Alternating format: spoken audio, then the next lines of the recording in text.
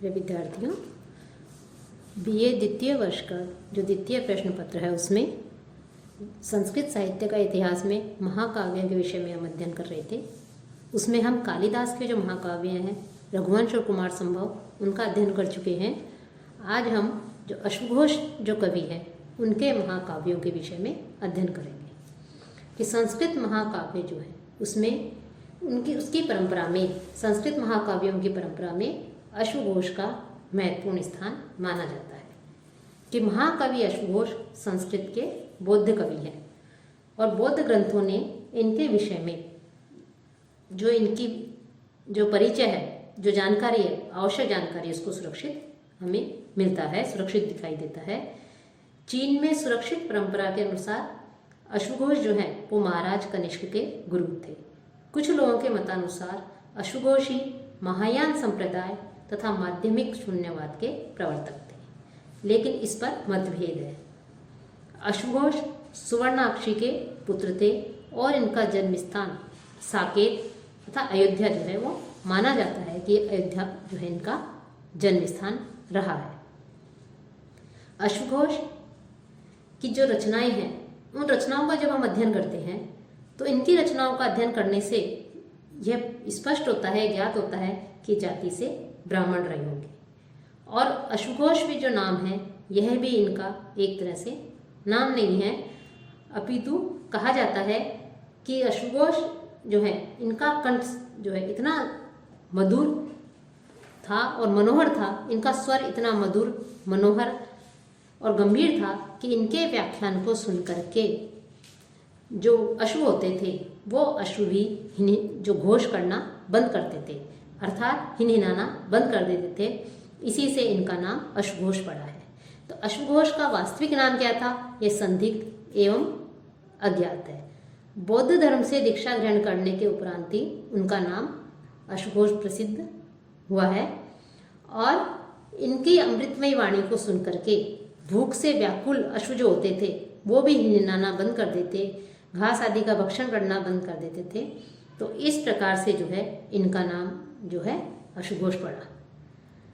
तो अश्वघोष के नाम जो नाम है अश्वघोष, इस नामकरण में इतना सत्य अवश्य है कि इनकी वाणी नितांत मधुर एवं हृदयावर्जक थी और इनके माता पिता के विषय में बताया जा चुका है। इनकी माता का नाम सुवर्णाक्षी था और इस साकेत तथा अयोध्या के निवासी थे।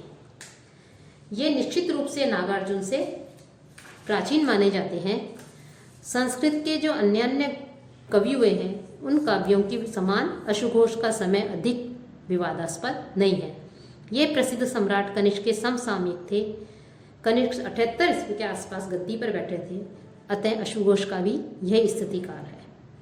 बौद्ध धर्म के ग्रंथों से भी अनेक ऐसे तथ्य उपलब्ध होते हैं जिनके अनुसार अश्वघोष कनिष्क के समकालीन सिद्ध होते हैं। चीनी परंपरा के अनुसार अश्वघोष बौद्धों की चतुर संगीति या महासभा में विद्यमान थे और यह सभा जो कनिष्क के द्वारा बुलाई गई थी।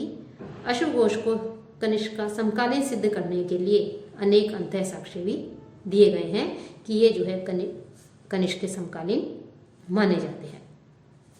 इन्होंने अपने जीवन का अधिकांश समय कनिष्क के राज्याश्रय में ही व्यतीत किया, ऐसा अधिकांश विद्वानों का मत है। और कनिष्क ने अश्वघोष की अपूर्व प्रतिभा एवं विद्वता से प्रभावित होकर के उनको अपना गुरु बना लिया और इनका अधिक समय कनिष्क के राजकवि एवं राजगुरु के रूप में ही व्यतीत हुआ। अब जो अश्वघोष की रचनाएं हैं उन रचनाओं के संबंध में भी पर्याप्त मतभेद है। इनके अश्वघोष के नाम से अनेक बौद्ध ग्रंथ प्राप्त होते हैं। संभवतः उनमें से कुछ बाद में अश्वघोष के नाम से प्रसिद्ध कर दिए गए हों और जिन ग्रंथों के लेखक के रूप में अश्वघोष का नाम लिया जाता है उन्हें दो वर्गों में विभाजित कर सकते हैं, दार्शनिक ग्रंथ एवं साहित्यिक ग्रंथ। दार्शनिक जो ग्रंथ हैं उन ग्रंथों में 4 ग्रंथ प्रमुख माने जाते हैं: वज्रसूची, महायान, शब्दोत्पाद, गंडी स्रोत गाथा तथा सूत्रालंकार। साहित्यिक ग्रंथों में अश्वघोष की 3 कृतियां निसंदिग्ध रूप से स्वीकार की गई हैं: बुद्धचरित, सुंदरानंद तथा शारिपुत्र। इनमें से प्रथम जो सुंदरानंद और बुद्धचरित हैं ये 2 महाकाव्य हैं और अंतिम जो रचना है शारिपुत्र प्रकरण, यह प्रकरण कोटि का रूपक है। अब जो सबसे पहले जो इनके महाकाव्यों में जो बुद्ध चरित महाकाव्य प्राप्त होता है, यह अशुघोष विरचित प्रसिद्ध महाकाव्य है। इसमें भगवान बुद्ध जो हैं, उन भगवान बुद्ध का चरित्र 28 सर्गों में वर्णित किया गया है। इस महाकाव्य से चीनी यात्री जो इत्सिंग थे वो पूर्णतया परिचित थे। उनके समय तक यह संपूर्ण 28 सर्गात्मक उपलब्ध था। 5वीं शती में किए गए चीनी अनुवाद तथा 7वीं शती में किए गए तिब्बती अनुवाद में भी 28 सर्ग उपलब्ध होते हैं। लेकिन वर्तमान में इस महाकाव्य का संस्कृत में जो स्वरूप प्राप्त होता है उसमें केवल 17 ही सर्ग हैं, और उसमें भी जो 14 सर्ग हैं वो 14 सर्ग ही संप्रति हमें मूल रूप से हमें देखने को उपलब्ध होते हैं। इसमें जो सर्ग हैं, उन सर्गों में जो प्रथम सर्ग है उसमें राजा शुद्धोधन, उनकी पत्नी का वर्णन है। उनकी जो पत्नी होती है राजा शुद्धोधन की, मायावती, वो एक स्वप्न देखती है रात में कि एक श्वेत गजराज उनके शरीर में प्रवेश कर रहा है। लुम्बिनी के वन में सिद्धार्थ का जन्म होता है, और जो बालक है उस उत्पन्न बालक ने यह भविष्यवाणी की कि मैं जगत के हित के लिए तथा ज्ञान के अर्जन के लिए जन्मा हूँ, कि मेरा जन्म जगत हित के लिए और ज्ञान अर्जन करने के लिए हुआ है। दूसरे सर्ग में कुमार की मनोवृत्ति को देख करके राजा अपने राज्य को अत्यंत सुख कर बनाकर उस बालक के मन को विलासिता की ओर लगाना चाहते हैं, और वन में चले जाने के भय से उन्हें सुसज्जित महल में रखते हैं। अब इसके आगे के जो सर्ग हैं, उन सर्गों में उद्यान में एक वृद्ध रोगी और मुर्दों को देख करके जो कुमार होता है उनके मन में वैराग्य की भावना उत्पन्न होती है। तो इसमें वैराग्य भावना का कुमार के मन में अर्थात सिद्धार्थ के मन में जो वैराग्य की भावना उत्पन्न होती है उसका इसमें तीसरे सर्ग में जो है वर्णन किया गया है। और चतुर्थ सर्ग में जो स्त्री निवारण है, अर्थात नगर व उद्यान में पहुंचकर सुंदर स्त्रियों द्वारा कुमार को मोहित करने का प्रयत्न किया जाता है, लेकिन कुमार उनसे प्रभावित नहीं होता। 5वें सर्ग में अभिनिष्क्रमण का वर्णन है कि नगर में प्रवेश करने पर कुमार गृह त्याग का संकल्प करते हैं और एवं उनका महाभिनिष्क्रमण होता है। कि वन भूमि देखने के लिए कुमार जाते हैं, वहाँ उन्हें श्रवण मिलता है और फिर वे नगर में पहुंच करके गृह त्याग का संकल्प लेते हैं। तो अभिनिष्क्रमण का इसमें वर्णन है। 6ठे सर्ग में कुमार के द्वारा जो सारथी छंदक होता है, उस छंदक को वापस नगर लौटाए जाने का बड़ा ही स्वाभाविक एवं हृदय स्पर्शी वर्णन किया गया है।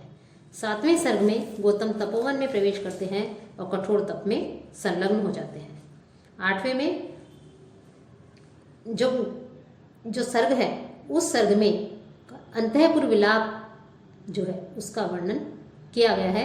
इसमें करुणा के जो भाव हैं, उन भावों की वो सृष्टि करती है कि वहाँ के निवासी तथा यशोधरा जो कि नायक की पत्नी है वो विलाप करते हैं।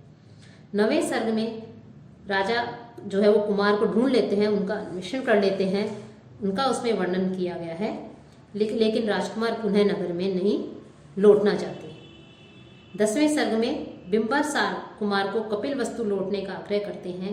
11वें में राजकुमार राज्य एवं संपत्ति की निंदा करते हैं एवं जो नगर है उस नगर में जाने से वो मना कर देते हैं। 12वें सर्ग में जो राजकुमार हैं वो अराड़ ऋषि के आश्रम में जाते हैं और उनके आश्रम में गौतम के जाने और अराड़ द्वारा उनको जो शिक्षा दी गई थी, जो धर्मोपदेश दिए गए थे, उनका जो है इसमें वर्णन किया गया है। इसके पश्चात तो कठोर तपस्या में लग जाते हैं, इसका जो है इसमें वर्णन किया गया है। इसी सर्ग में बुद्ध जो है वो बुद्ध अराड़ ऋषि के दार्शनिक सिद्धांतों की आलोचना करते हैं और वहां से लौट आते हैं। इसके पश्चात वे कठोर तपस्या में लग जाते हैं। 13 सर्ग में जो काम है वो बुद्ध की तपस्या में विघ्न डालते हैं और मोक्ष धर्म का परित्याग करने के लिए उन्हें कहते हैं, उनके कार्य में बाधा डालते हैं। अंत में अपनी भयंकर सेना के द्वारा जो गौतम है उनको वो विजय प्राप्त करना चाहता है, लेकिन उसे पराजित होना पड़ता है। 14वें सर्ग में बुद्धत्व प्राप्ति का वर्णन है। 14 सर्ग जो है इसके कुछ अंश से लेकर 17वें सर्ग तक बुद्ध के द्वारा बौद्ध धर्म का प्रचार और बौद्ध धर्म की शिक्षाएं, बुद्ध के उपदेश, बौद्ध संघों की स्थापना आदि का इसमें वर्णन किया गया है। साथ ही अशोक के समय तथा बौद्ध धर्म की जो स्थिति है उसका भी इसमें वर्णन मिलता है। कि जो बुद्ध चरित है, यह बुद्ध चरित महाकाव्य अश्वघोष का कीर्ति स्तंभ कहा जाता है। इसमें अश्वघोष ने भगवान बुद्ध के संघर्षमय जीवन की विविध घटनाओं का सजीव एवं कवित्वपूर्ण वर्णन किया है। इसमें अश्वघोष का कवि एवं दार्शनिक जो रूप है, ये दोनों ही रूप हमें देखने को मिलते हैं। कवित्व की दृष्टि से देखें तो बुद्ध चरित के तीसरे सर्ग में राजकुमार गौतम को राजकुमार पर देखने के लिए समुत्सुक नगर वधुओं की चेष्टाओं का बड़ा ही सुंदर वर्णन इसमें किया है। इस महाकाव्य के पहले के जो 5 सर्ग है उसमें कवि की दृष्टि कथा विकास एवं काव्य कला के सफल प्रयोग की ओर केंद्रित रहती है। और इस महाकाव्य के एकादश द्वादश जो सर्ग है उनमें धर्म एवं दर्शन संबंधी विचारों का जो है हमें वहाँ वर्णन मिलता है। अश्वघोष एक दार्शनिक के रूप में भी हमारे सामने उपस्थित होते हैं। जहाँ तक हम भाषा की बात करें तो इस महाकाव्य की भाषा शैली अत्यंत सरल तथा मधुर है। बड़ी ही सुंदर उपमाओं का इसमें प्रयोग किया गया है। प्रकृति का भी सुंदर और सजीव चित्रण इसमें किया गया है। इसमें कथा वस्तु के सम्यक निर्वाह के साथ साथ मध्य मध्य में बौद्ध धर्म के जो तत्व हैं उनका और दार्शनिक विचारों को भी सरल मधुर पदावली में प्रस्तुत किया गया है। यह महाकाव्य बुद्ध के प्रति अत्यंत अनुराग और उनके शास्त्र का अनुगमन कर लोकहित एवं शांति के लिए लिखा गया है। तो इस प्रकार से यह जो काव्य है, जो बुद्ध चरित है, यह बुद्ध चरित अश्वघोष की जो रचना है उन रचनाओं में से प्रमुख मानी जाती है। और अश्वघोष का जो व्यक्तित्व है वो बहुमुखी है।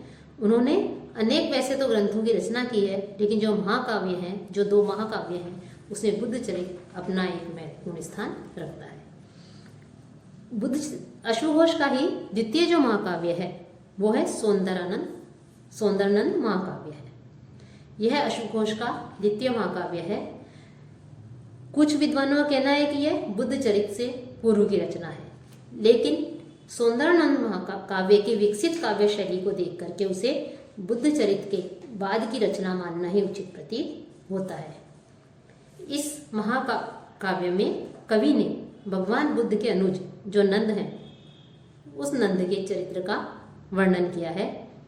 इस महाकाव्य की रचना 18 सर्गों में हुई है, अर्थात 18 सर्गों में इस महाकाव्य की रचना हमें मिलती है। इसके प्रथम सर्ग में मंगलाचरण के स्थान पर जो गौतम है उन गौतम का ही उल्लेख किया गया है। बाद में कपिल वस्तु का वर्णन है कि बुद्ध का विमात्रस जो भ्राता होता है, अर्थात सौतेला जो भाई नंद है वो परम सुंदर थे और उनकी पत्नी भी अत्यंत सुंदरी थी, रूपवती थी। दोनों एक दूसरे के प्रति चक्रवाकी एवं चक्रवाक के समान आसक्त थे। उनका जो है इसमें वर्णन किया है। साथ ही शाक्यों की वंश परंपरा, सिद्धार्थ का जन्म आदि बुद्ध चरित्र की कथा का यह संक्षेप में वर्णन है। द्वितीय सर्ग में राजा शुद्धोधन का गुण कीर्तन एवं बुद्ध के जन्म की कथा है। इसी सर्ग में नंद के जन्म का भी वर्णन है। तीसरे सर्ग में गौतम की बुद्धत्व प्राप्ति आदि का जो वर्णन किया गया है, उसकी अद्भुत उपलब्धियों तथा उसके प्रभाव से जो प्रजा है उसमें किस प्रकार से सद्भाव की जो स्थिति होती है उसका वर्णन है। चतुर्थ सर्ग में सुंदरी व नंद के प्रगाढ़ प्रेम व श्रृंगार उपासना का सुंदर चित्रण जो है इसमें किया गया है। कि जब इस सर्ग का प्रारंभ, चौथे सर्ग का प्रारंभ नंद एवं सुंदरी के विहार और रति विलास से होता है। कामासक नंद एवं सुंदरी को जब दासी आकर सूचित करती है कि उनके द्वार पर बुद्ध भिक्षा मांगने के लिए आए हैं, लेकिन भिक्षा नहीं मिलने के कारण लौटकर चले गए क्योंकि दोनों प्रणय क्रीड़ा में निमग्न थे और किसी का ध्यान जो है, जो बुद्ध है तथागत उनकी ओर नहीं गया। तो बुद्ध के चले जाने पर नंद जो है वो अत्यंत लज्जित होते हैं, दुखी होते हैं और बुद्ध से क्षमा याचना के लिए वो चल पड़ते हैं। पांचवें सर्ग में नंद जो है वो मार्ग में बुद्ध को देखकर प्रणाम करते हैं और बुद्ध उसके हाथ में भिक्षा का पात्र रखकर उसे धर्म में दीक्षित होने का उपदेश देते हैं। और जो नंद है वो नंद काषाय वस्त्र जो है उन वस्त्रों को धारण कर लेता है। छठे सर्ग में अपने प्रियतम के न लौटने पर उसकी प्रतीक्षा करती हुई जो नंद की जो पत्नी है सुंदरी, उस सुंदरी पत्नी का करुण एवं सजीव जो चित्र है वो यहाँ पर प्रस्तुत किया गया है। सप्तम सर्ग में नंद अपनी प्रियतमा का स्मरण कर दुखी होकर घर लौटने के लिए प्रयत्न करते हैं, चेष्टा करते हैं। आठवें सर्ग में नंद अपने दुख का कारण किसी श्रमण से पूछता है और वह भिक्षु उसे उपदेश देता है तथा स्त्रियों की निंदा करते हुए उसे तपस्या का विघ्न बताता है। नवें सर्ग में भी श्रवण द्वारा नंद को दी गई शिक्षा का वर्णन है। 10वें सर्ग में बुद्ध जो हैं वो नंद को जो समझाते हैं, तो बुद्ध के द्वारा नंद को समझाने का इसमें वर्णन किया गया है। और 10वें सर्ग में ही जब बुद्ध को ज्ञात होता है कि नंद व्रत तोड़ना चाहते हैं, तो वे आकाश में लेकर उड़ जाते हैं और उसे वहाँ आकाश में ले जा करके उसके आसक्ति को दूर करके अपने योग विद्या के बल से नंद को उड़ाकर स्वर्ग ले जा करके अनुपम सुंदरी अप्सराओं का दर्शन कराते हैं, जिससे नंद अपनी पति के प्रति मोह को भूलकर अप्सराओं को प्राप्त करने के लिए बुद्ध के आदेशानुसार तपस्या करते हैं। तो 11वें सर्ग में आनंद नामक एक भिक्षु उस अप्सरा की प्राप्ति के लिए तपस्या करने पर उनका उपहास करता है। 12वें सर्ग में नंद तथागत के पास जाकर निर्वाण की प्राप्ति का उपाय पूछते हैं, अच्छा परम पद की प्राप्ति के उपाय पूछते हैं। बुद्ध ने उसे विवेक का उपदेश देते हैं। इसके पश्चात जो सर्ग आता है त्रयोदश सर्ग अर्थात 13वां सर्ग में बुद्ध द्वारा नंद को उपदेश देने का वर्णन है। 14वें सर्ग में इंद्रियों पर विजय प्राप्ति और कर्तव्य जो है उनका वर्णन है कि बुद्ध नंद को शील और संयम का उपदेश देते हैं। 14वें सर्ग में चतुर्दश सर्ग में इंद्रियों पर विजय प्राप्ति के कर्तव्य का वर्णन है। 15वें सर्ग में मानसिक शुद्धि जो है उसका प्रतिपादन किया गया है। 16वें सर्ग में 4 जो आर्य सत्य हैं उन आर्य सत्यों की व्याख्या प्रस्तुत की गई है। 17वें सर्ग में अमृत तत्व की प्राप्ति का उपदेश है और अंतिम जो सर्ग है 18वां सर्ग उसमें नंद की तपस्या, मार्ग एवं विजय एवं उसके अज्ञान का नष्ट होकर ज्ञानोदय होने का वर्णन है। अर्थात नंद ज्ञानोपदेशों से कृतार्थ होकर गुरु के पास पहुंचते हैं और शांत चित्त होकर के आशीर्वाद प्राप्त करते हैं। तो इस प्रकार से 18 सर्गों में इसका जो है विभक्त करके इसका वर्णन किया गया है। इस महाकाव्य की रचना का उद्देश्य सांसारिक विषयों में आसक्त जो प्राणी है उस प्राणी को विषय भोगों से हटाकर बौद्ध धर्म के अनुकूल आचरण करने के लिए और मुक्ति लाभ की ओर प्रेरित करने के लिए कहा गया है। इसमें इस काव्य का अधिकांश भाग बौद्ध धर्म के उपदेशों से परिपूर्ण है। जिस प्रकार हम देखते हैं कि जो गीता है उस गीता में अर्जुन को श्री कृष्ण ने 18 अध्यायों में उपदेश दे करके उसके मोह को नष्ट किया, उसी प्रकार बुद्ध ने 18 सर्गों के महाकाव्य में अपने उपदेशों से जो नंद है उसको सन्मार्ग पर समारूढ़ किया। तो जहाँ तक अश्वघोष के दोनों महाकाव्यों की बात है, बुद्धचरित और सौंदरानंद, इन दोनों महाकाव्यों को देखने से स्पष्ट होता है कि अश्वघोष को पौराणिक ब्राह्मण धर्म का गंभीर ज्ञान था कि इन दोनों महाकाव्यों में समय समय पर अनेक सांकेतिक पौराणिक उपाख्यानों को प्रस्तुत किया गया है, व्रतों और घटनाओं को इनमें दिया गया है। साथ ही साथ भगवत गीता के दार्शनिक मत जो है वो भी इसमें बहुलता से में मिलते हैं कि इससे अश्वघोष का ब्राह्मण धर्म और दर्शन कितना अधिक गहन था इसका स्पष्ट पता चलता है। अश्वघोष स्वयं बौद्ध दार्शनिक थे। बौद्ध दर्शन दुखवाद के लिए प्रसिद्ध है और बौद्ध दार्शनिक जन्म एवं जीवन को दुख से संवेद मानता है। सौंदरानंद का जो 16वां सर्ग है उसके आरंभ में अश्वघोष ने दुखवाद के इस सिद्धांत को अत्यंत स्वाभाविक तथा सरल शैली में जो लौकिक दृष्टांत है उन लौकिक दृष्टांतों से इसे समझाया है। दोनों ही काव्यों की कथा वस्तु इतिहास प्रसिद्ध है। दोनों काव्यों के नायक ही कुलीन क्षत्रिय हैं जो बाद में संसार से विरक्त होते दिखाई देते हैं। दोनों महाकाव्यों की कथा वस्तु सर्गों में विभक्त की गई है। एक में 28 सर्ग हैं, दूसरे में 18 सर्ग हैं। दोनों महाकाव्यों की चरम परिणति जो है वो शांत रस में होती है। श्रृंगार तथा करुण रस दोनों में ही दिखाई देता है। महाकवि जो अश्वघोष है उन अश्वघोष की भाषा शैली अत्यंत सरल सहज है। उन्होंने उनकी रचना शैली का जो महत्व है वो इस दृष्टि से भी है कि उसी के माध्यम से कवि पाठकों की रुचि को काव्य की ओर आकर्षित करते हैं। शैली के द्वारा ही कवि का व्यक्तित्व और रचना की उदात्तता, सरलता और कठोरता आदि का अनुभव एवं परिचय प्राप्त होता है। अश्वघोष दार्शनिक एवं महाकवि दोनों थे, लेकिन उनकी शैली की यह विशेषता थी, चाहे उन्होंने दर्शन के सिद्धांतों का प्रतिपादन किया हो, फिर चाहे वो श्रृंगार हो या शांत रस का वर्णन हो, दोनों ही स्थलों पर उन्होंने सरल शैली को अपना करके दर्शन जैसे जो नीरस विषय है, नीरस सिद्धांत है, उनको भी बड़ी सरलता से, सहजता से हृदयंगम कराने में जो है अपनी सफलता हासिल की है। इस प्रकार से अश्वघोष की भाषा शैली सरल, सहज एवं बोधगम्य है। अश्वघोष की भाषा में वर्ण विन्यास सर्वथा रसानुकूल है, पद योजना का भी हमें दिखाई देता है। अश्वघोष जो है, इन्होंने अपने काव्यों में कि जिस प्रकार से शैली का प्रयोग किया है, जिस प्रकार से अपनी रचनाओं में भाषा का प्रयोग किया है, उस दृष्टि से ये जो इनके ग्रंथ रचनाएं हैं, महाकाव्य जो हैं, ये अपना महत्वपूर्ण स्थान रखते हैं।